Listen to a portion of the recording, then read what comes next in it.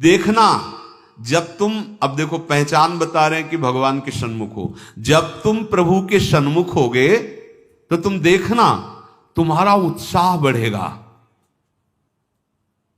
कभी कभी सत्संग में कहते हैं कि अब उस आनंद की उमंगन को कैसे बताएं। ऐसा समझ लो जैसे किसी का ब्याह तय हो गया हो, संसारी पुरुष का, और उसके मनोनुकूल पत्नी मिल गई हो, और वो कितना फूला फूला घूमे, या मां के इकलौते बेटे का ब्याह हो, फिर वो कैसे फूली फूली सबका स्वागत आनंद। अब ये कहां परमानंद में प्रभु से उदाहरण बैठेगा, पर वो तो अद्वितीय है, अचिंत्य है। ऐसे ही चंद्र शाखा न्याय जैसा कि डाल के एक हाथ ऊपर देखो चंद्रमा दिखाई दे रहा है, अद्भुत फूलन, अद्भुत उत्साह।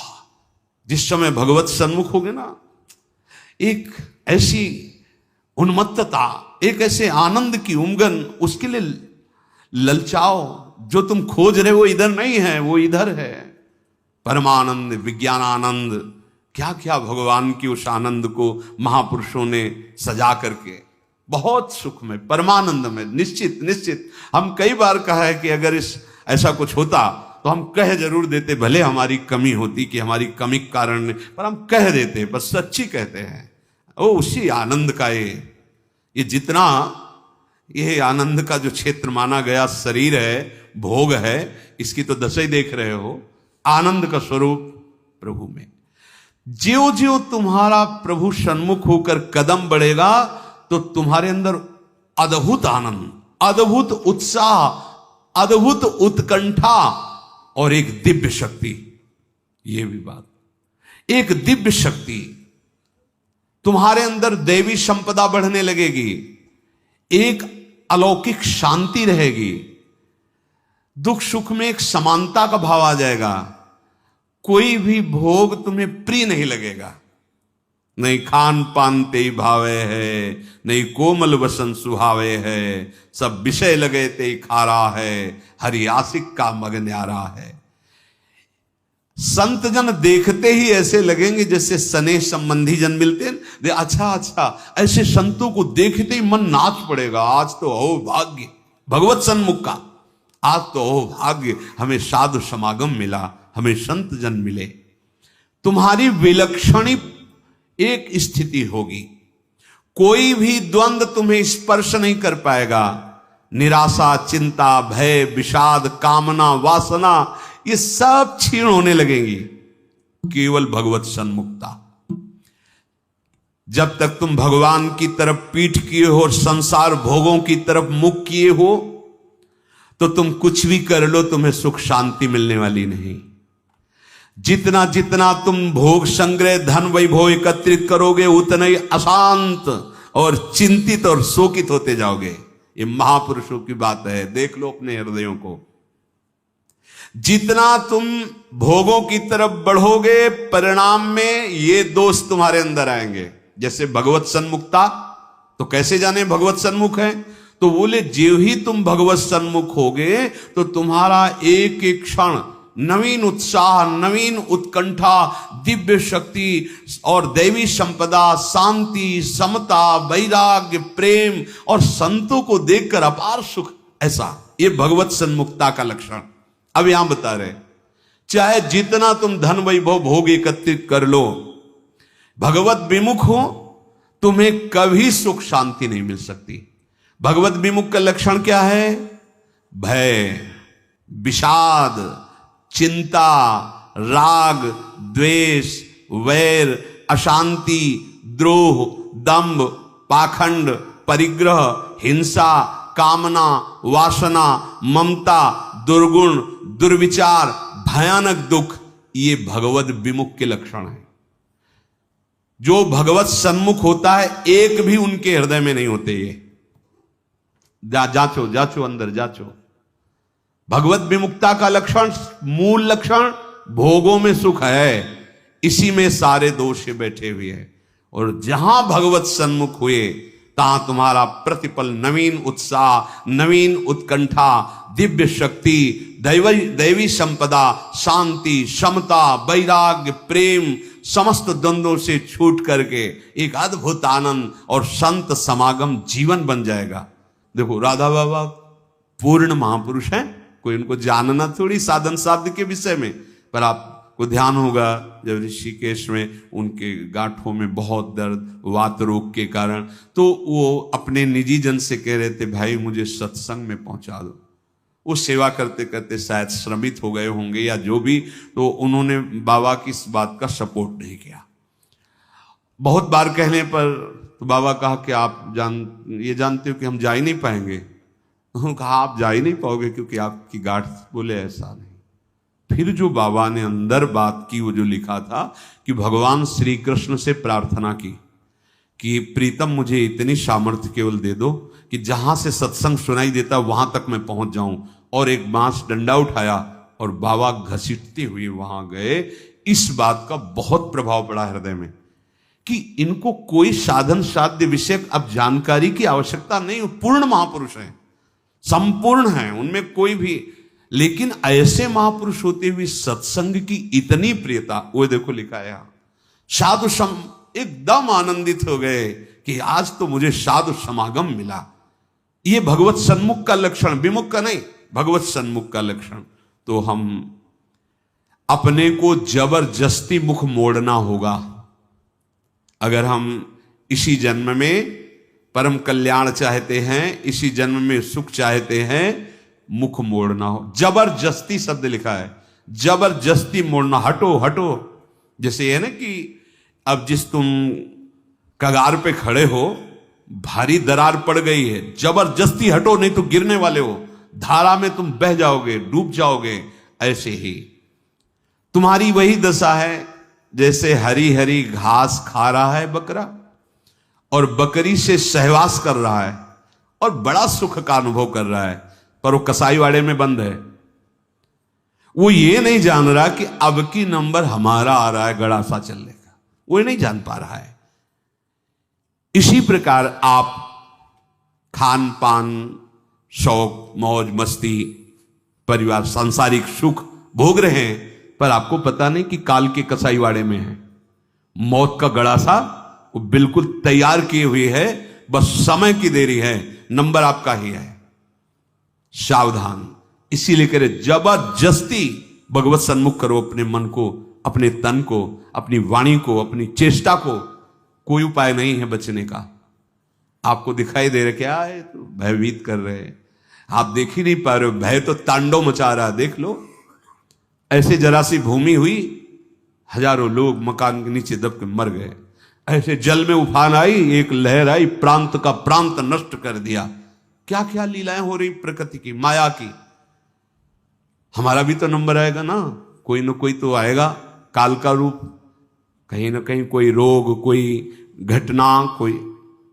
और हम मस्त हैं जैसे बकरा हरी हरी घास खा रहा है, ऐसा ऐसा उसको लग रहा है हम बड़े सुखी, ये पता नहीं अगला नंबर हमारा है।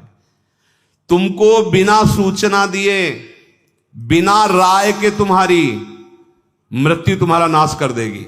मृत्यु किसी से राय लेती क्या कि अब हमारी प्रार्थना स्वीकार करें, हम अपना काम शुरू करें, यदि आपकी आज्ञा हो? ऐसा नहीं हो। अगर ऐसा हो तो कोई तैयार नहीं होगा, कोई नहीं तैयार होगा।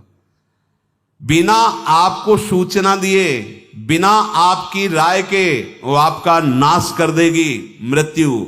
इसलिए वो सहसा आप पर आक्रमण करेगी, उसके पहले आप सावधान हो जाओ। अब वो कब करेगी कुछ पता नहीं है, इसलिए आपको अभी से, इसी सेकंड से सावधानी करनी है। क्या? एक एक वृत्ति को कृष्णाकार कर दो, प्रियालाल के चरणों में लगा दो। बुद्धिमान उपासक सावधान, तुम्हारी जन्म के साथ ही मृत्यु पैदा हो चुकी तुम्हारी। कितने अनुभवी महापुरुष कह रहे हैं सावधान, जब तुम्हारा जन्म हुआ था उसी समय तुम्हारी मृत्यु भी पैदा हो गई है। बस तुम्हारे साथ चल रही मृत्यु अवसर देख रही है, समय देख रही, जहां पूरा हुआ वो अपना काम कर देगी। इसलिए प्रतिक्षण तू मृत्यु की दृष्टि में है, शिकार बिल्कुल लक्ष्य पे है। मृत्यु का अंतिम स्पर्श तुम्हारा सर्वनाश कर देगा। शरीर, रुपया, पैसा, कामना, घर, मकान, पद, पदवी, सब। अतः तुम कुछ ऐसा करो जिससे मृत्यु शरीर पर प्रभाव पड़े, आप पर नहीं। आप कर्ता भोक्ता भाव में, इसलिए आप पर प्रभाव पड़ता है। वो क्या है? इस चक्र से सदा छूट जाने के लिए एकमात्र सब ग्रंथ, सब संतों, सब पंथ का निर्णय है सतत भगवत भजन, सतत भगवत चिंतन, प्रभु के आश्रित होकर प्रभु का भजन। एक छोटी सी वस्तु जब भाव में भरकर आप प्रभु को समर्पित करते हैं तो प्रभु से बहुत बड़ी मान लेते हैं। हमारे प्रभु का स्वभाव ऐसा है। पत्रम पुष्पम फलम तोयम ये में भक्ता प्रति। देखो नाशवान वस्तु है ना, अगर एक चुल्लू जल भगवद अर्पण कर दिया, भगवान उतने में प्रसन्न हो रहे हैं। एक तुलसी दल ले लिया, एक फूल ले लिया, कोई फल ले लिया, और भगवान भाव में भरकर कहते हैं अश्नामी, मैं उसे खा लेता हूं। जैसे फूल सूंघने की वस्तु है, पर भगवान कर मैं पा लेता हूं, पत्ता पा लेता हूं, जल पा लेता हूं, फल पा लेता हूं। पत्रम पुष्पम फलम तोयम ये में भक्त्या, भक्ति भाव से जो भक्त अर्पित कर देता है, भगवान कहते मैं उसे पा लेता हूं, वो शाश्वत हो गई। दो प्रकार की बैंक है, एक मायाकृत बैंक, एक हरि बैंक। हरि बैंक में वही वस्तु जमा होती है जो त्वदीयम वस्तु गोविंदम तुभ्यमेव समर्पय से होता है। ध्यान रखना, आपके द्वारा दी हुई वस्तु आपको समर्पित है, ये हरि बैंक में जमा हो गया। अगर आप निष्काम भाव से करते तो भगवत प्राप्त हो जाएंगे, सकाम भाव से करते तो आपको बहुत आगे बढ़ करके मिलेगी। और यहां जो बैंक में मायाकृत जमा है ये सब रद्द, शरीर छूटा, सब व्यर्थ गया। मानव जीवन का एक एक क्षण इतना कीमती है कि उसके बदले में फिर कुछ नहीं है कि हम ये दे करके समय खरीद ले। तो ऐसे समय को केवल केवल महामहिमा में भगवान नाम स्मृति में लगाओ। सब चेष्टाएं हो रही, नाम जप कर रहे हैं, आपका बैंक बैलेंस बढ़ रहा है। एक एक नाम, जैसे कोई भूखा व्यक्ति एक एक कवल पाता है तो तुष्टि पुष्टि क्षुधा निवृत्ति होती जाती है, ऐसे ही एक एक नाम संसार से वैराग्य, अपने स्वरूप का ज्ञान और भगवान के चरणों में प्रेम, ये तीनों होते चले जा रहे हैं। पर जिसे बहुत भूख लगी हो तो दो चार कवल में और भूख बढ़ती नजर आती है, तृप्ति का बोध नहीं होता। आधे पेट होने के बाद फिर स्वाद और तृप्ति का अनुभव होने लगता है, फिर पूरा जब पेट भर जाता है तो कहना क्या है। ऐसे ही अभी हम थोड़ा भजन करते तो और जलन बढ़ रही है, यद्यपि वो संसार से वैराग्य, स्वरूप का ज्ञान और भगवत चरणारविंद में प्रेम ये प्रारंभ हो गया है एक एक नाम से। पर जब आप 24 घंटे में कम से कम 12 घंटे का ऐसा अभ्यास बने कि हम भगवत स्मरण परायण, तो आधा पेट मानो हुए, फिर आपको स्वाद मिलने लगेगा, अनर्थ की निवृत्ति होते ही आनंद का स्फुरण होने लगेगा। पर एक एक नाम व्यर्थ नहीं जा रहा, गिनो या ना गिनो। किसी को भ्रम रहता अगर माला से गिनेंगे नहीं तो व्यर्थ चला जाएगा।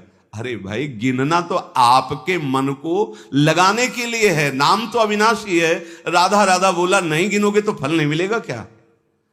कुछ लोगों को भ्रम होता है अगर गिना नहीं तो फिर वो संख्या ऐसे ही चली जाएगी, लिखा जाएगा नहीं। अरे गिनना केवल मन को लगाने के लिए है, नाम महामहिमा है, गिनो या ना गिनो। अब प्रेमी जन गिनने में नहीं रहते। हाँ, प्रेमी जन तो श्वास प्रश्वास अपने प्रीतम के नाम का वर्तमान में स्वाद ले रहे, उसका और कोई फल नहीं चाहिए। ये जिह्वा पे राधा राधा चल रहा है, हमें सब कुछ मिल गया, बस यही चलता रहे, हम भूलूं ना। इतना स्वाद, इतनी महासुख की वृत्ति उदय होती है। सामने प्रियालाल हृदय आनंद की उफान में, जिह्वा पे नाम, अब उसे क्या चाहिए? जो क्षण चला गया वो लौटकर दोबारा तुम्हारे जीवन में नहीं आएगा, बहुत बड़ा घाटा। अगर खाली चला गया तो बहुत बड़ी हानि, बहुत बड़ा छिद्र, बहुत बड़ी दोष वृत्ति हो गई।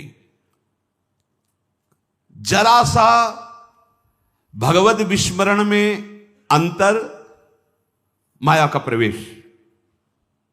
का हनुमंत विपति प्रभु सोई, जब तो सुमिरन भजन न होई। श्वास प्रश्वास लगातार भगवन नाम का अभ्यास, भगवत स्मृति कहीं भी जा रहे हो, कोई भी कार्य कर रहे हो, किसी से भी कोई व्यवहार कर रहे हो, अंदर ही अंदर स्मरण, प्रभु का स्मरण न छूटने पावे। लाभ हरिवंश के नाम उच्चारण, लाभ इससे बड़ा कोई लाभ नहीं। राधा राधा हरि हरि, अगर नाम उच्चारण हो रहा अंदर, बहुत बड़ा लाभ मिल रहा है। 1 लाख रुपया 1 घंटे में कमा लिया और हरि को भूल गए, किस काम में आएगा? और 1 घंटे बाद शरीर छूट गया, 1 लाख रुपया कमा लिया है, हरि का नाम नहीं लिया, तो आएगा क्या हाथ?